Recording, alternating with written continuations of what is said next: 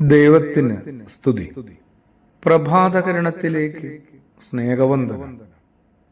ഭാഗം 2279. ഇന്ന് മാർച്ച് മാസം 28-ാം തീയതി 87-ാമത്തെ ദിവസത്തിലെത്തി. ഇന്ന് ലാസറിന്റെ ശനി എന്നാണ് സഭ ഈ ദിനത്തെ വിശേഷിപ്പിക്കുന്നത്. മരിച്ച് അടക്കം ചെയ്ത ലാസറിനെ നമ്മുടെ കർത്താവ് മടക്കി ജീവിതത്തിലേക്ക് കൂട്ടിക്കൊണ്ടുവരികയാണ്. കല്ലറയിൽ വെച്ചിട്ട് 4 ദിവസങ്ങളായി. കല്ല് നീക്കിയാൽ ദുർഗന്ധമുണ്ടാകുമെന്നത് തീർച്ചയല്ലേ? ഒപ്പമുള്ളവർക്കും ഉറ്റവർക്കും പോലും ഒരു പ്രതീക്ഷയുമില്ല. എല്ലാം കഴിഞ്ഞു. എന്നാൽ യേശുവിന്റെ ഇടപെടൽ ഒന്ന് നോക്കണം. സുവിശേഷം ഒന്ന് വായിക്കണം. ലാസറേ, നീ പുറത്തു വരിക. അത്രത്തോളം സ്വാഭാവികമായി സ്നേഹത്തോടെ സൗഹൃദത്തോടെ വിളിക്കുകയാണ്. ആർക്കും ഒന്നും ചെയ്യാൻ കഴിയാനാവാത്ത വിധം ദുർഗന്ധം നിറഞ്ഞ എന്റെ ജീവിത പരിസരങ്ങൾക്ക് ക്രിസ്തുവിന്റെ വിളി ഒരു ഉണർത്തുപാട്ടാണ്. നമ്മുടെ താല്പര്യങ്ങളുടെയും ധാരണകളുടെയും ആഗ്രഹങ്ങളുടെയും ആസക്തികളുടെയും അത്യാഗ്രഹങ്ങളുടെയും ഒക്കെ ചുവരുകൾക്കുള്ളിൽ ഏതാണ്ടൊരു കല്ലറ ജീവിതമാണ് ഞാനും നയിക്കുന്നത്. എന്തുമാത്രം ദുർഗന്ധം വമിക്കുന്നുണ്ടെന്നറിയാമോ?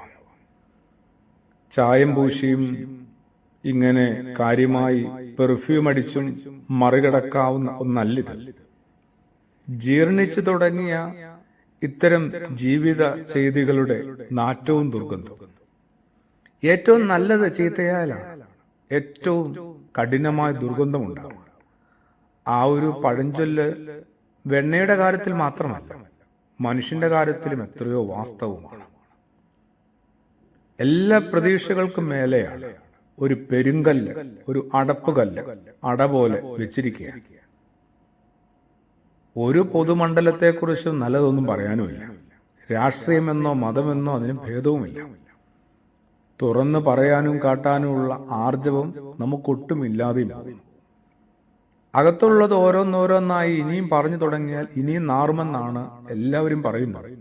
അതുകൊണ്ട് തന്നെ അധികമൊന്നും പറയാതിരിക്കുന്നതാണ് എനിക്കും നിനക്കും ഭേദമെന്ന് കൂടി നമ്മൾ പറഞ്ഞു വെക്കുന്നത്. ലോകത്തെ നന്നാക്കാനുള്ള വ്യഗ്രതയൊക്കെ ഒന്ന് മാറ്റിവെക്കാം. നാളെ ഓശാന ഞായറാണ്. ലോകത്തെ വിമർശിക്കാനുള്ള തിടുക്കവും ഒന്ന് മാറ്റിവെക്കാം. കുറഞ്ഞ പക്ഷം എന്റെ ഉള്ളിലെ ദുർഗന്ധ കാരണങ്ങളെയെങ്കിലും ഒന്ന് പുറത്തെടുക്കാൻ കഴിഞ്ഞിരുന്നെങ്കിലും, ഒരു സത്യ അനുതാപം സംഭവിച്ചിരുന്നെങ്കിലും, ഒരു ഉയർത്തെഴുന്നേൽപ്പിന് എനിക്കും ഇനിയും ചില സാധ്യതകളുണ്ടെന്ന് ലാസറും ക്രിസ്തുവുമൊക്കെ ഓർമ്മപ്പെടുത്തുന്നുണ്ട്. സച്ചിദാനന്ദന്റെ ഒരു കവിതയുണ്ട്. ഞാൻ എഴുന്നേറ്റു, എന്നോടൊപ്പം ലോകവും എഴുന്നേറ്റു. ലോകം കടന്നുപോയതിനെക്കുറിച്ചും ഇരുന്നു പോയതിനെക്കുറിച്ചും ഞാൻ വിലപിക്കുകയും വിമർശിക്കുകയും ചെയ്യുമ്പോൾ ലോകം എഴുന്നേൽക്കാനായിട്ട് ഞാനിങ്ങനെ ആഹ്വാനം പറഞ്ഞുകൊണ്ടേയിരിക്കും. അതിന്റെ തുടക്കം എന്നിൽ നിന്ന് വേണമെന്ന് കവി ഓർമ്മപ്പെടുത്തുന്നു. ഞാൻ എഴുന്നേറ്റു, എന്നോടൊപ്പം ലോകവും എഴുന്നേറ്റു. ആമേൻ.